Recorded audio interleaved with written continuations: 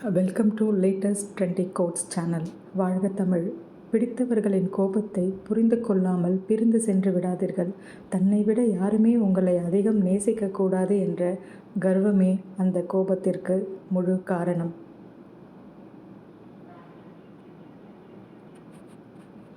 எண்ணங்களால் விவரிக்க முடியாதவன், எண்ணில் ஏராளமாய் இன்பமாக இம்சை செய்தவன், என் கனவுகளை தன் கனவாக எண்ணியவன், கவிகளிலே கதை படித்து காலங்களை கண்முன்னே காட்டிச் சென்றவன், என்றும் என்ன எண்ணங்களில் என்னை நீந்த வைத்து கரை சேர்த்தவன், என் உள்ளத்தின் இச்சையை நான் இசைக்காமலே அவனே இசைந்தவன்.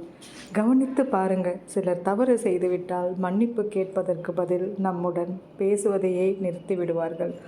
அதுதான் இந்த காலம்.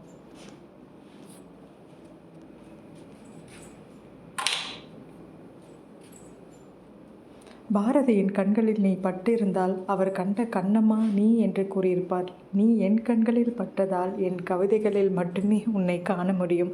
நேர்பட கொண்ட நெற்றியில் நீ வைத்திருக்கும் பொட்டு பிறை நிலவை முழு நிலவை வைத்தது போல் அன்று ராமன் உடைத்த அம்பை உன் புருவங்களில் வெள்ளை வானத்தில் கருமை நிலவை கண்டு திகைத்தேன். உன் கண்களில் வரைந்த மூக்கின் மேல் முற்றுப்புள்ளியாக மூக்குத்தி, இதழின் ஓரம் இலையும் புன்னகையில் பூக்கள் எல்லாம் தோற்று போகின்றன. பெண்ணே, ஏன் பெண் என்று மற்றவரின் கைப்பாகையாக இருக்க வேண்டும்? விளையாட்டு மோகம் முடிந்ததும் வீசி எறியப்படும் சிதைந்த பார்வையாக பெண்ணே துணிந்து நில். துணையின்றி செல், மற்றவருக்கு துணையாக செல்ல.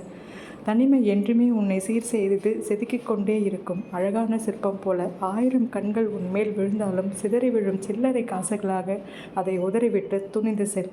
என்றும் உனக்கு நீயே துணை. திருமணமாகி 3 மாதத்தில் தொடங்கிய கேள்வி ஏதும் விசேஷமா?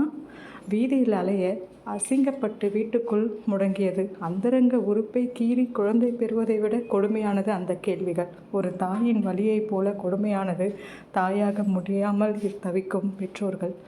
ஆண்கள் காதலில் தோல்வியடைந்தால் கவிதைகள் எழுதலாம், கதைகள் எழுதலாம், ஏன் சினிமா கூட எடுக்கலாம். ஆனால் பெண்கள் ஊர் உறங்கிய பின்னர் யாருக்கும் தெரியாமல் பின் தலையணையை கண்ணீரால் நனைக்க மட்டுமே முடியும்.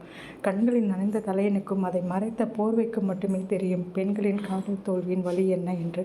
இருண்ட மேகங்களுக்கு இடையே இருந்து என்னை ரசித்து 2 நிலாக்கள் அவற்றின அவன் வழியின என்னலாமா? என் வளர்ந்த குழந்தையின் வெட்கத்தை பார்த்து பூரித்து போனேன். கண்டதில்லை இதுவரை அவன் அசட்டு சிரிப்பில் அங்கலாய்த்து விட்டேன்.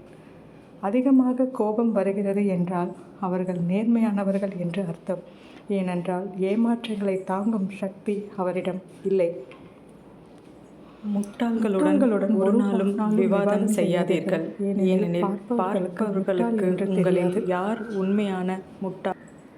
வார்த்தைகளுக்கும் உயிர் உண்டு. சுட்டுவிடும் ஒரு வார்த்தை தவறான முடிவை தூண்ட செய்யும். அதே வார்த்தை மரணத்தின் விழிப்பில்